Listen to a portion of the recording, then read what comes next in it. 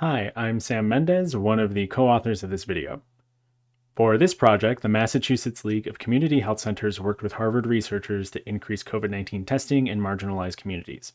Here, I'll focus on the role that communication played in this work from fall 2020 up until now. We worked with 6 health centers serving 9 communities at a high risk for COVID-19. Our goal was to support community health centers in their work to stop the spread of COVID-19 through increased testing. This has been a pressing health equity issue as these communities are home to many frontline workers who had low access to testing. Our main goal was to create communication tools in multiple languages to help increase COVID-19 testing and prevention. These communications had to address changing public health guidelines, community contexts, and community needs. Our process included a needs assessment and rapid cycles. We started by talking to various stakeholders to find out what was going on in each community. Pressing needs included normalizing testing and guidance for returning to work after an infection.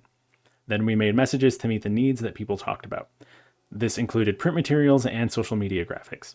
We worked in 2-week cycles to make messages that were scientifically accurate and accessible. We learned how complex communication for health equity is. For example, we worked with health centers in communities with a high need for COVID tests, but not a lot of staff to test people. This meant that we had to tailor messages to get across a more specific testing timeline than the messages we saw from government agencies, so as to account for health center burden. When we adapted messages from government agencies, they did not always come with information like intended audience, reading grade level, or CDC Clear Communication Index score. This made it harder to adapt existing messages to local contexts in our rapid cycles.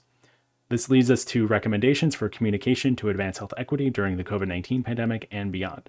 Government agencies can test and distribute a set of plain language terms to talk about COVID-19. They can also provide information like reading grade level and intended audience for communication materials they produce. With these supports, public health professionals can then work more effectively in rapid cycles to meet community needs.